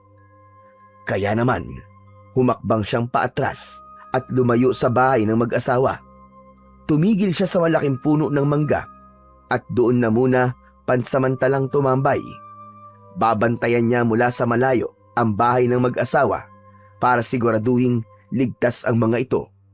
Umakyat siya sa puno at muling lumitaw ang liwanag sa kanyang harapan. Bakit na naman po kayo nagpakita sa akin, Ama? Nakita niyo po ba ang nangyari sa akin kanina? Hindi ko po kayang labanan sila na mag-isa. Sinisisi mo na ba ako, anak? Hindi ba't sinabi ko sa'yo na huwag kang magpapatalo sa tukso? Sa halip, lalo mong palakasin ang loob mo laban kay Lutanos. Ama, nasaktan po ako kanina sa sinabi ni Aling Sara. Tao lang sila, anak. Talagang dumarating sa kanila ang pagbigat ng kanilang emosyon. Dapat mas nilawakan mo pa ang iyong pangunawa. Mamayang gabi, isang malaking banta ng pagharap ang nararamdaman ko sa pagitan ninyong dalawa ni Lutanos at gagamitin niyang mag-asawa laban sa iyo para makuha niyang espada at mapabagsak ka. Malapit mo nang matupad ang mission mo. Lalo pa at kasama niya ang kanyang mga alagad. Isang babala lang ang kaya kong ibigay sa iyo, anak. Dahil hindi ako maaaring makialam sa laban mo. Muling naglaho ang nakakasilaw na liwanag sa kanyang harapan. Kasunod, ang malalalim niyang pagbuntong hininga. Batid niya ang panganib, ngunit gusto niya nang makabalik kung saan siya nagmula. Kailangan niyang magtagumpay sa pakikipaglaban niya kay Lutanos at sa mga alagad nito. Muntik pa siyang mahulog sa sanga ng mangga nang biglang magsalita si Mang Beloy sa ibaba ng puno. Nakatingala ito sa kanya, kasama si Aling Sara. Ariel! Anong ginagawa mo dyan? Bumaba ka rito! Po, naghahanap po ako ng bunga ng mangga eh. Huwag ka nang magsinungaling, Ariel. Alam kong nasaktan ka sa mga nasabi ko kanina. Pasensya ka na, iho. Hindi ko sinasadya. Nadala lang ako sa emosyon ko. Sige na, iho. Bumaba ka na riyan. Malapit nang dumilim ang paligid. Lihim na binalot ng tuwa ang puso ni Ariel sa mga sinabi ni Aling Sara. Dali-dali siyang bumaba ng puno at lumapit dito. Niyakap niya ito sa bewang at ganun din ito sa kanya. Si Mang Beloy naman ay naiiling na pinagmasdan silang dalawa bago nag-aya na pumasok sa loob ng bahay. Dinala siya ng mga ito sa kanyang kwarto, kaya naman nagkaroon na siya ng pagkakataon para magbigay ng isang babala. Hindi ko po alam kung saan po ako magsisimula, Aling Sara, Mang Beloy. Pero nasa panganib po ang buhay niyo. Kailangan niyo pong manatili sa loob ng silid niyo hanggang hindi po lumiliwanag ang paligid. Ano ka mo? Bakit naman mga nganib ang mga buhay namin, Ariel?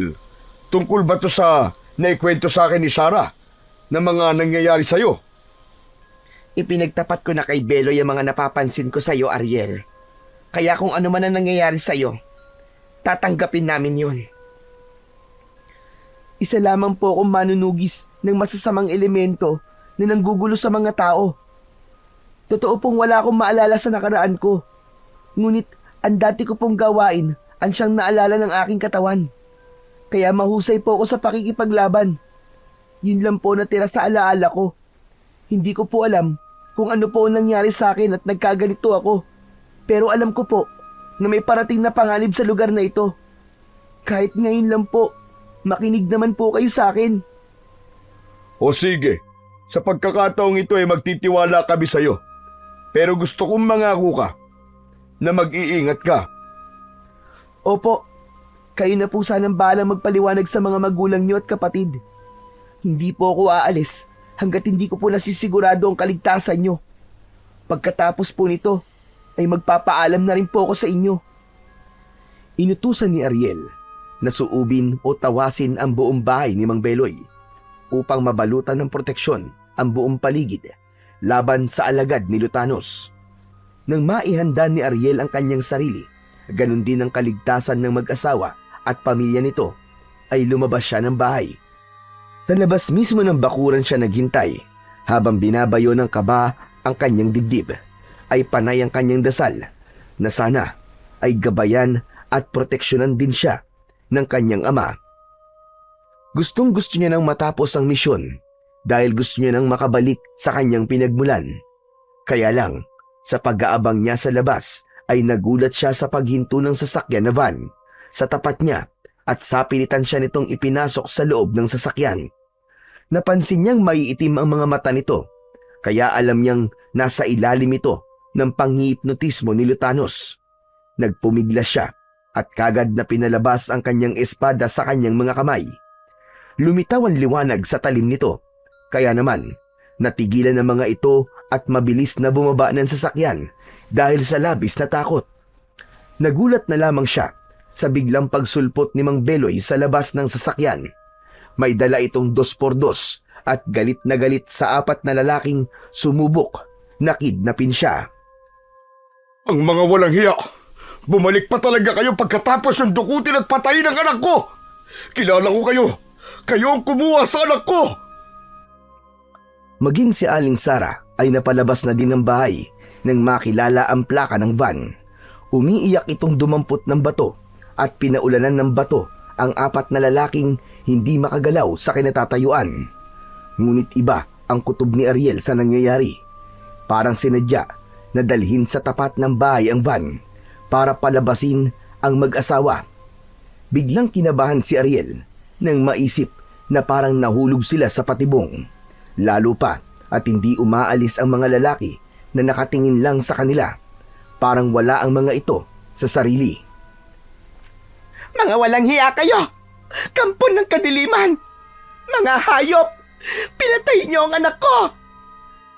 Hindi pa man natatapos ang pagsasalita ni Aling Sara, ay bigla nang nagbago ang anyo ng 4 na lalaki. Nagmuka ang mga ito na halimaw, nakamuka ng isang dyablo. Mahahaba ang mga sungay nito at kulay itim ang balat na merong naaagnas na katawan na halos kita na ang buto sa loob. Sakalang gumalaw ang mga ito at nilapitan ng mag-asawa. Kaagad na kumilos si Ariel gamit ang kanyang sandata. Bitiwan niyo sila! Ako ang harapin niyo, mga impakto!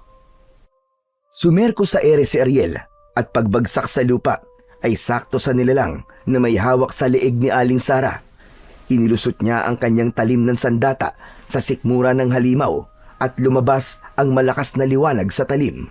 Mula sa sugat nito ay bumulwak ang kulay itim nitong dugo. Naging malapot na putik yun na may usok pang kasama. Dahil sa sakit ay umungol ang nilalang habang garalgal ang boses. Lumabas sa ilong, tenga, bibig at mata nito ang putik hanggang sa bumagsak ito sa lupa at naging abo. Aling Sara, pumasok na po kayo sa loob ng bahay at kahit na ano po mangyari ay wag na po ulit kayong lalabas. Marami po sila at kayong dalawa talaga ni Mang Beloy ang sadya nila. Gagamitin nila kayo at gagawin kasapi nila. Si Beloy, hawak siya ng 3 lalaki. Ako na po ang bahala sa kanila. Sige na po, pumasok na po kayo sa bahay. Hindi na hinintay ni Ariel ang iba pang sasabihin ni Aling Sara. Mabilis siyang tumakbo, papasugod sa mga kalalakihang may tangay kay Mang Beloy, papunta sa kakahuyan. Sinundan niya ito at iniligtas si Mang Beloy. Sinigurado na muna niyang nakapasok na sa bahay si Aling Sara bago niya pinalabas ang malakidlat na liwanag ng kanyang espada. Subalit biglang kumulog. Kumidlat ang langit kasabay ng pagbagsak ng kulay itim na ibon. Ngunit sa pagtayo nito ay naging isang nakakatakot na nilalang na may kulay pulang balat. Kumislap ang hawak nitong sandata na may 3 talim sa dulo. Yun ang sandata ni Lutanos, ang tridente. Lumabas ang kulay itim na usok mula sa sandata at bigla siya nitong inatake ng kulay itim na usok. Tumama sa kanyang sikmura ang malakas na usok mula sa tridente. Parang may matulis na bagay na bumaon sa kanyang laman. Muntik niyang mabitiwan ang kanyang espada at pasadsad sa lupa siyang bumagsak habang namimilipit sa sakit. Kitang-kita niya ang bakas ng pag-aalala sa mukha ni Mang Beloy habang takot na nakatingin sa kanya at sakal ng halimaw na may hawak dito. Sinasabi ko na, wala kang silbing sugo ng iyong ama. Kailanman ay hindi ko hahayaang matalo ko ng isang batang walang silbi. Nagkakamali ka, Lutanos. Patutunayan ko sa'yo na hindi ako mahina. Nasa panig ako ng kabutihan na siyang pupuksa sa iyong kasamaan. Uubusin ko mga kampon mo at magkakasama ko kayong ibabalik sa tunay niyong mundo, sa impyerno. Kalokohan! Hindi ka mananalo sa akin, bata. Nakita mo ba ang lalaking ito? Pagmasdan mo kung ano ang gagawin ko sa kanya. Parang mababaliw si Ariel sa pag-aalala nang makita niyang nilapitan nito ang biyag na si Mang Beloy. Parang hindi na siya humihinga ng mga oras na yun. Ni ayaw gumana ng kanyang isip at sa pagkakataong yun ay sinubukan niyang tawagin ng kanyang ama para humingi ng tulong. Subalit naalala niyang kailangan niya yung gawing mag-isa para sa misyon. Kaya buong tapang na lumundag siya sa ere para saklolohan si Mang Beloy na akma na sanang sasaksakin ng tridente. Ngunit nagawa niyang maiharang ang talim ng kanyang sandata sa tiyan nito. Kaya hindi bumaon ang talim ng tridente at malakas niyang hinila ang kamay ni Mang Beloy. Kasama ang halimaw na may sakal sa leeg nito. Inundayan niya ng saksak sa dibdib ang halimaw. Ganon din ang dalawa pang lumapit para atakihin siya. Nailigtas niya si Mang Beloy, ngunit si Lutanos ay nagtawag pa ng mga kasama sa pamamagitan ng pagsigaw nito sa dulo ng talim ng hawak nitong tridente. Umangat ang kulay itim na usok sa langit. Kinontra niya yon ng liwanag na taglay ng kanyang espada. Hindi! Hindi maaari! Hindi mo ako matatalo! Ito ang sayo! Tuluyan na ngang itinutok nito sa kanya ang tridenteng may kulay itim na usok. Sinalubong niya yon ng liwanag ng kanyang sandata. Habang naririnig naman niya ang yabag ng paa ng tumatakbong si Mang Beloy papalayo sa kanilang dalawa. At habang nakikipaglaban si Lutanos sa lakas ng kanyang sandata, ay gumalaw ang isa nitong kamay para kontrolin si Mang Beloy. Pumihit pabalik ang lalaki habang ang mga mata ay nagkulay itim. Lapitan mo sa Beloy! Ako ang Panginoon mo! Patayin mo siya! Agawin mo ang espada sa mga kamay niya! Wag! Wag po, Mang Beloy! Labanan niyo po siya! Huwag kayong papatalo sa panunukso niya!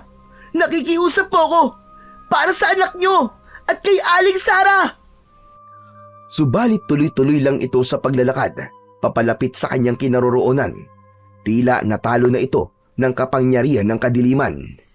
Inatake siya nito ng suntok sa sikmura at kahit masakit ang pagtama ng kamao nito sa kanyang katawan, ay hindi niya binitiwan ang kanyang espada na nakikipaglaban pa rin sa kulay itim na usok ng tridente.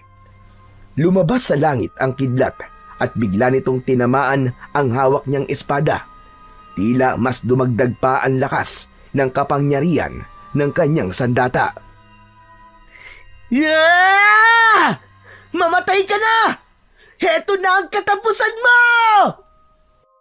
Malakas niyang itinulak ang kanyang sandata papalapit sa nakatayong si Lutanos. Iniwasan niya ang bawat pagsuntok sa kanya ni Mang Beloy. Si Lutanos ang kanyang hinarap at sa pagtakbo niya pasugod dito ay tuluyang natalo ito ng liwanag ng kanyang sandata. Bumagsak itong pasadsad sa lupa at bumangga sa katawan ng puno ng mangga. Hindi kagad to nakabangon, kaya naman sinamantala niya ang pagkakataon na yon para lapitan ito. Akma na sanang itatarak ang kanyang sandata sa mismong dibdib nito nang bigla naman siyang tumalsik sa lupa. Dumating ang masasamang impakto para atakihin siya. Kaya naman, mas inuna niyang iligtas ang nagwawala pa rin si Mang Beloy kaysa ang harapin ang mga bagong dating na impakto. Naisip niyang hubarin ang kanyang suot na damit at isinaklob niya yon sa ulo ni Mang Beloy dahil ang damit na kanyang suot ay pag-aari ng anak nito. Hindi nga siya nagkamali sa naisip niyang paraan. Nawala ang epekto ng hipnotismo ni Lutanos kay Mang Beloy at napalitan yon ng pagyakap sa damit ng anak habang umiiyak. Mang Beloy, sige na po! Bumalik na po kayo sa loob ng bahay at wag po kayong lalabas! Pero, paano ka, Ariel? Sige na po! Kaya ko na po ito! Ulang na lang ay hilahin niya ito papasok sa loob ng bahay. Muling binalingan ni Ariel ang mga kalaban na mukhang asong halimaw. May mga pakpak itong lumilipad at iniikutan ang nakatayong si Lutanos. Bakas sa mukha nito ang panghihina ng katawan. Habol ang hininga na masamang nakatingin sa kanya. Kaagad na sumalpok sa kanyang muka ang nilalang na unang sumugod sa kanya. Nahampas niya agad ito ng talim ng kanyang espada. Bumagsak ito ng pasadsad sa lupa, ngunit humarang si Lutanos. Hindi ko mapapalampas ang ginawa mo sa aking hayop kang bata ka! Babawiin ko sa'yo ang sandatang yan! Hindi ka nararapat sa espada ko! Dahil ang may kakayahan lang na gumamit ito ay ang mga nilalang na may takot sa Panginoon! Hindi! Sa akin ka dapat matakot! Tumigil ka na! Dahil kahit kailan ay hindi ka mananalo laban sa puwersa ng kabutihan! Hindi! Hindi! Patayin niyo siya! Mga alagad ko! Durugin niyo ang katawan niya! Sabay-sabay na umatake kay Ariel ang mga nilalang mula sa himpapawid. Iwinasiwas niya ang kanyang sandata at ang liwanag nito ay nagmistulang kidlat na humabol sa mga lumilipad na nilalang. Bumagsak ang mga ito sa lupa habang natutunaw na parang nauupos na kandila. Hindi niya napansin ang biglang pagsugod sa kanya ni Lutanos. Bumaon ang talim sa kanyang tiyan. Naramdaman niya ang walang kapantay na sakit. Subalit nagawa niyang lumaban.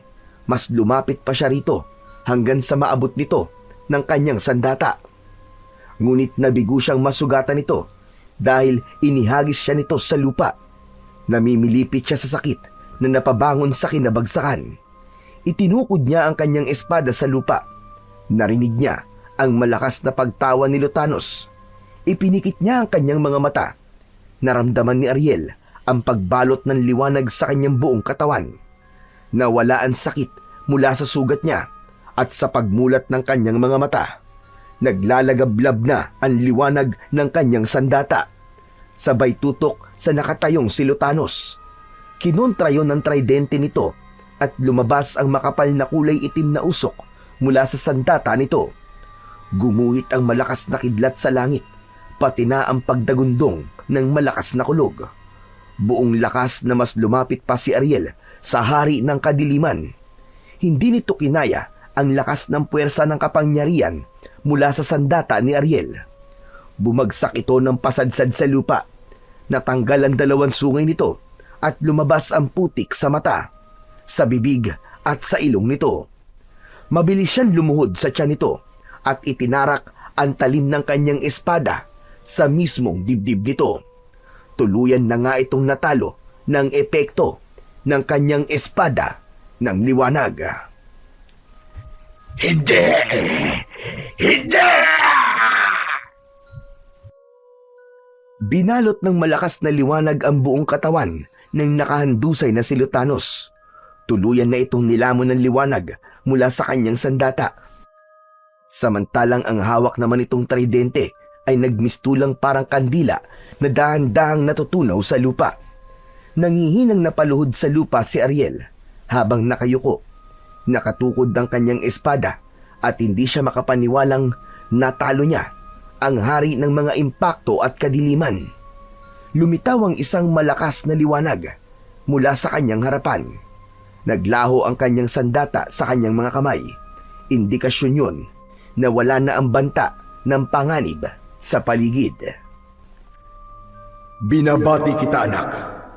Nalampasan mo ang pagsubok.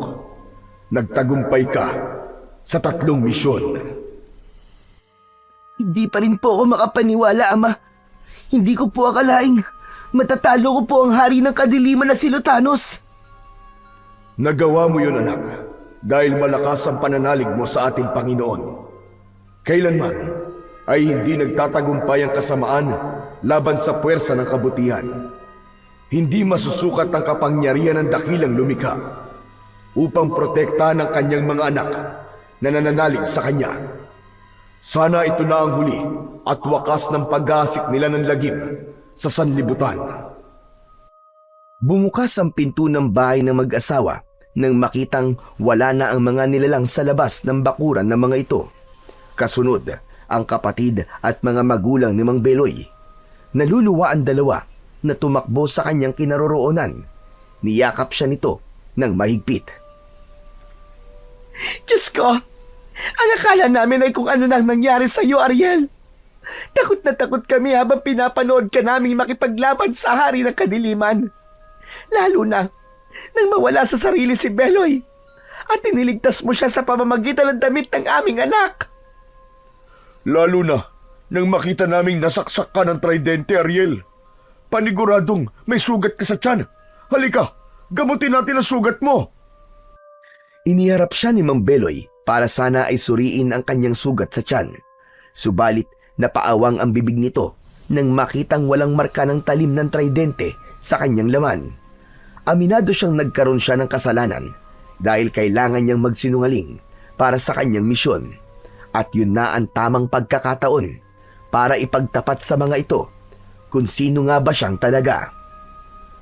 Mula sa harap ng pamilya ni Mang Beloy at Aling Sara, biglang lumiwanag ang kanyang buong katawan. Kitang-kita niya ang paglabas ng kulay puti niyang pakpak sa likod. Bumalik na ang lahat ng kanyang alaala, pati na ang naging pangako niya sa kanyang kaibigan. Kaya pala ang mag-asawa ang kanyang binantayan laban sa kasamaan, ay isa pala itong mahalagang kahilingan mula sa anak mismo ni na Aling Sara at Mang Beloy na si Nilo.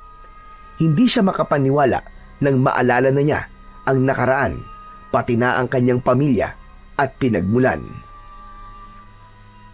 Kusa kong tinanggal ang bahagi ng alaala mo kay Nilo upang malaman mo kung ano ang kahalagahan ng magulang sa isang anak.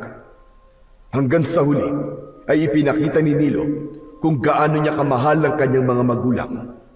Iparating mo sa kanila ang mensahe ni Nilo. Aling Sara, Mang Beloy, marami pong salamat sa tulong nyo. Isa po akong anghel na anak ni Arkanghel San Miguel. Ipinadala niya po ako sa inyo para tuparin ang kahilingan ng inyong anak na si Nilo. Siya ang nawawala kong alaala. Upang malaman ko ang kahalagahan ng magulang sa pamilya at kung paano kayo naging mabuting tao sa inyong kapwa. Bilang pasasalamat ay ipaparating ko po sa inyo ang huling mensahe ng inyong anak. Diyos ko, maraming salamat. Maraming salamat para sa mensahe ng aking anak, Ariel. Pinapasabi po niya na palagi niya po kayong binabantayan. Mahal na mahal niya po kayo. At ituloy niyo raw po ang buhay niyo kahit siya ay wala na. Palagi kayong maging mabuting tao at manatiling malapit sa Panginoon. Oo, Ariel, makakaasa siya na tutuparin namin ang kahilingan niya. Mahal na mahal namin siya. Pakisabi sa anak namin na mananatili siya sa puso ko. Napuno ng luha ang pisngi ng mag-asawa at mahigpit na nagyakap. Ang iba naman na nakakita sa pagkakaroon niya ng pakpak ay kasamang nabura sa alaala ng mga ito. Tanging sina Aling Sara at Mang Beloy lang ang makakaalala kay Ariel. Umangat ang kanyang mga paa sa lupa at kasama ng liwanag ni Arkanghel San Miguel, sumama siya sa hangin hanggang sa tuluyan ng nawala sa kanyang paningin ang mag-asawa. Nang gabing yon, ay nawala ang mga bakas ng mga halimaw at impakto sa lupa, habang ang natitirang nagmamaneho ng van ay sumuko sa pulis at itinuro ang mga kasamahan. Nabigyan ng hustisya ang pagkamatay ng anak na mga ito na si Nilo. Samantala, muling bumalik sa bahay ang mag-asawa sa tambakan ng basura. Nagulat ang mga ito nang makitang nakatayo doon si Don Manolo sa labas ng bahay ni na Aling Sara at Mang Beloy. Akala ng mga ito ay palalayasin sila dahil may hawak na papel si Don Manolo. Ngunit nagkamali ang mag-asawa. Ibinigay na nito ang titulo ng lupa sa dalawa. Humingi rin ito ng tawad sa mag-asawa. Simula rin ng araw na yon ay pinabantayan na ang lugar para sa mga taong magtatapon ng basura sa lugar na yon. Nagbayad din ng malaking halaga ang matanda para sa agarang paglilinis sa basura. Sobra silang nagpasalamat sa biglang pagbabago ng isip ni Don Manolo. Bumalik sa pagiging albularyo si Mang Beloy, habang ang damit na isinuot naman ni Ariel ang ginamit na gabay sa panggagamot nito sa mga tao. Bumalik ang mag-asawa sa kanilang mga dating gawain, habang ipinagpatuloy nila ang pagtulong sa kapwa. Ipinagpatuloy din nila ang kanilang mga buhay na laging masaya at may takot sa Diyos. Habang ang batang si Ariel ay makikitang may bakas ng ngiti sa labi, habang hawak ang espada ng liwanag na binigay sa kanya ng kanyang ama na isang arkanghel. Habang nakatunghay sa lupa mula sa langit, nangako siya sa kanyang sarili na hindi pa roon nagtatapos ang kanyang misyon. Patuloy siyang magbabantay para masiguro ang kaligtasan ng mga tao at itanglaw ang kanyang espada na may banal na liwanag ng langit sa bawat pusong naliligaw at nangangailangan ng liwanag sa kadiliman.